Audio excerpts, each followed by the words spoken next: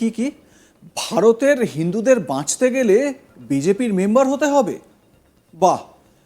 বিজেপিতে যোগ দিলে নাকি মানসিকভাবে সাপোর্ট পাওয়া যায়। তাছাড়া প্রতিবেশী বাংলাদেশে যেভাবে হিন্দুদের শেষ করা চলছে, এই পরিস্থিতিতে বিজেপি লড়াই দিচ্ছে, মানে বিজেপি একা লড়াই দিচ্ছে এবং সেই জন্য বিজেপিতে সবাইকে অন্তর্ভুক্ত হতে হবে, বিজেপির মেম্বারশিপ নিতে হবে, তাহলেই নাকি হিন্দুরা বাঁচবে। সত্যি বাংলাদেশে হিন্দুদের নির্মম পরিণতি, তাদের সঙ্গে যা হচ্ছে, যা নিপীড়ন চলছে, সেটা এক কথায় অমানবিক। কিন্তু এই পরিস্থিতিতেও ভারতবর্ষে রাজনীতির শেষ নেই। একদিকে যেরকম এক রাজনৈতিক দল বা একাধিক রাজনৈতিক দল রয়েছে যারা বাংলাদেশের যে পরিস্থিতি, সেই পরিস্থিতি নিয়ে এবং সেখানে হিন্দুদের যে অবস্থা, সেই অবস্থা নিয়ে তারা মুখে রা কাটেন না, তারা কোনো কথা বলেন না, তারা হিন্দু শব্দটাও প্রয়োগ করতে চান না।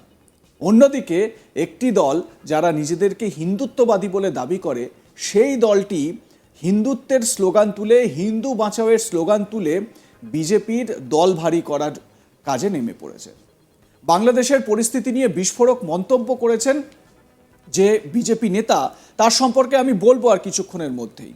এবং তিনি যে এই কাজ করছেন, তিনি স্বাভাবিকভাবে নিজেকে বিজেপির অন্যতম বড় নেতা হিসেবে দেখেন এবং তিনি বলছেন যে বিজেপির মেম্বার না হলে নাকি হিন্দুরা কেউ বাঁচবে না এবং হিন্দুদের বাঁচাতে গেলে প্রত্যেককে বিজেপিতে আসতে হবে, মানে প্রত্যেক হিন্দুকে বিজেপির মেম্বারশিপ নিতে হবে। আপনারা জানেন যে বিজেপির যে মেম্বারশিপ অভিযান, সদস্যতা অভিযান, সেই সদস্যতা অভিযান চলছে।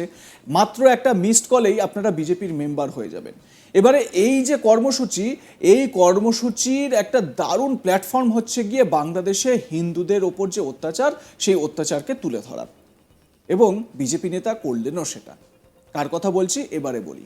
বিস্ফোরক মন্তব্য করছেন অর্জুন সিং, ব্যারাকপুরের। আগে হ্যাঁ, ঠিক ধরেছেন। তিনি বলছেন যে ভারতের হিন্দুদের বাঁচতে গেলে বিজেপির মেম্বার হতে হবে।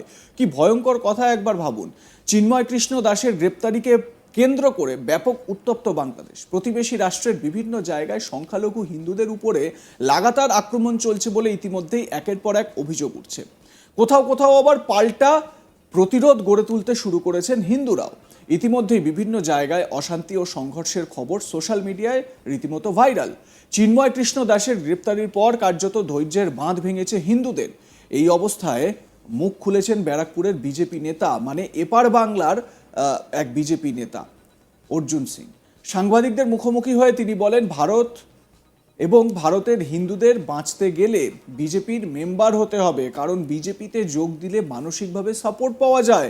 তাছাড়া প্রতিবেশী বাংলাদেশে যেভাবে হিন্দুদের শেষ করা চলছে, এই পরিস্থিতিতে বিজেপিই লড়াই দিচ্ছে। ইতিমধ্যেই বিভিন্ন হাসপাতালে ডাক্তাররা বাংলাদেশি রোগীদের দেখা বন্ধ করে দিয়েছে। তাই আমাদেরও একটা কর্তব্য আছে। সেই কর্তব্যবোধ থেকেই আমি নিজেও বাংলাদেশের সীমান্তবর্তী এলাকা পেট্রাপোলে যাব। এটা বলছেন কে? বলছেন অর্জুন সিং। এবারে আপনাদের শোনাবো অর্জুন সিং এর সেই বক্তব্য যেখানে তিনি এই কথাগুলো বলছেন। শুনুন।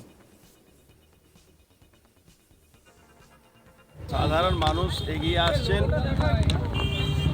ভারতবর্ষে হিন্দুদের বাঁচতে গেলে, পৃথিবীদের হিন্দুদের বাঁচতে গেলে ভারতীয় জনতা পার্টির মেম্বার হতে হবে বলে নিশ্চিতভাবে একটা মানসিক বল, মানসিক সাপোর্ট পাওয়া যাচ্ছে। বিশেষ করে আজকে পশ্চিমবাংলা পাশেই পূর্ব বাংলাতে যে অবস্থা চলছে, হিন্দু নিধন হচ্ছে, সেখানকার জন্যে ভারতীয় জনতা পার্টি যখন যেভাবে লড়াই দিচ্ছে, কালকেই আমরা পেট্রাপোল বর্ডারে যাব। সব যত গাড়িগুলো এখান থেকে ওদেরকে জিনিসপত্র যায় বাংলাদেশে, আজকে ডক্টররা বিরোধ করছেন। ডক্টররা বলছেন কোনো যারা হিন্দু নিধন করছে, মুসলমান কোনো পেশেন্ট, বাংলাদেশি পেশেন্টকে আমরা ট্রিটমেন্ট করব না। সেখানে আমাদের একটা কর্তব্য আছে, তাই জন্য আমরাও কালকে যাব। আজকে আমরা বিশেষ করে বেরিয়েছি এই মেম্বারশিপের জন্যে। মানুষ নিজে নিজে মোবাইল নিয়ে আমাদের সঙ্গে যোগাযোগ করছেন, তারা মেম্বারশিপ নেওয়ার জন্য। না না, বঙ্গ সনাতন ধর্মের মানুষ যারা আছেন তারা নিশ্চিতভাবে ভারতীয় জনতা পার্টিকে সাপোর্ট করছেন, নাহলে 2,36,000 ভোট পেতেন না। এখন তো পরিস্থিতি আরও ভয়ঙ্কর দিকে যাচ্ছে, যেখানে সিদ্দিকুল্লাহ চৌধুরী যিনি এই রাজ্যের মন্ত্রী আছেন তিনি বলছেন মুসলমানদের আবাদি বাড়াতে হবে আর হিন্দুদের আবাদি কমাতে হবে। যে সিদ্দিকুল্লাহ চৌধুরী বিধানসভা দাঁড়িয়ে এই কথা বলছেন আর সরকার মুখে কুলুপ দিয়ে বসে আছে, সেই রাজ্যে সনাতনী হিন্দুদেরকে বাঁচার জন্য নিজেই এগিয়ে আসতে হবে। এখানে মেটিয়াব্রুজ কলকাতাতে আপনি কিড স্ট্রিট ধরুন, পার্ক সার্কাস ধরুন, পার্ক স্ট্রিট ধরুন, এইসব এলাকাতে ব্যাপকভাবে ওই বাংলাদেশের যারা জঙ্গিরা আছে, বিএনপি সদস্যরা আছে, তারা ঢুকে গেছে।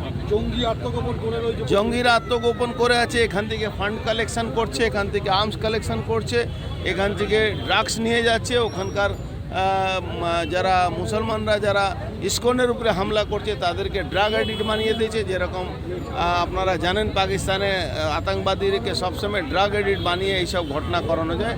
সেম জিনিস ফ্যান্সি ড্রিল এখান থেকে বাংলা থেকে পাঠানো হচ্ছে, ওখানে ড্রাগ পাঠানো হচ্ছে, ব্যাপকভাবে ওখানে জঙ্গি তৈরি করা হচ্ছে। পঙ্কজ দত্ত একটা প্রতিবাদী মুখ ছিলেন, এই সরকার তাকে মেরে ফেলেছে। আজকে 1 মাস ধরে মৃত্যুর সঙ্গে লড়াই করেছিলেন। ওনার ব্রেন ও স্ট্রোক মাল্টি অর্গান ফেলিওর হয়ে গেছিল। পশ্চিমবাংলা মুখ্যমন্ত্রী একটা জিনিস মানুষকে বুঝতে হবে, ওনার বিরোধিতা করলেই আপনাকে মৃত্যুবরণ করতে হবে।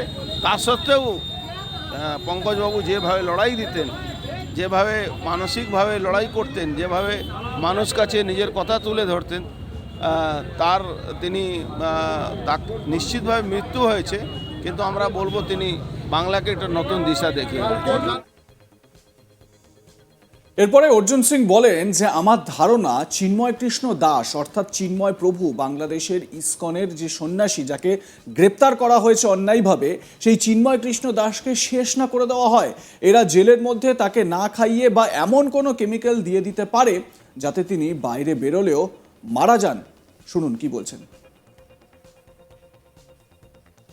বাংলাদেশের হিন্দুদেরকে বাংলাদেশ ছাড়তে হবে এই পরিকল্পনা করে ওখানে, আমার তো ধারণা আছে কি যে ইসকনের যিনি মহারাজ যাকে গ্রেফতার করা হচ্ছে কি চিন্ময় দাসকে মেরে না দেয় এরা জেলের মধ্যে না খাইয়ে বা এমন কোনো কেমিক্যাল দিয়ে দেবে যে উনি বাইরে বেরোলেও যদি উনি মারা যেতে পারেন। কেন ওনার উপরে দেশদ্রোহী মামলা হয়েছে। কিসের জন্য দেশদ্রোহী মামলা করে? বাংলাদেশে একটা কালচার আছে দেশদ্রোহী মামলা, এটা বাংলাদেশে হয়। আপনি ইতিহাস দেখুন বাংলাদেশে কি হয়। লাইক কমেন্ট শেয়ার করে আপনাদের মতামত জানান। দেখতে থাকুন আজ তাক বাংলা।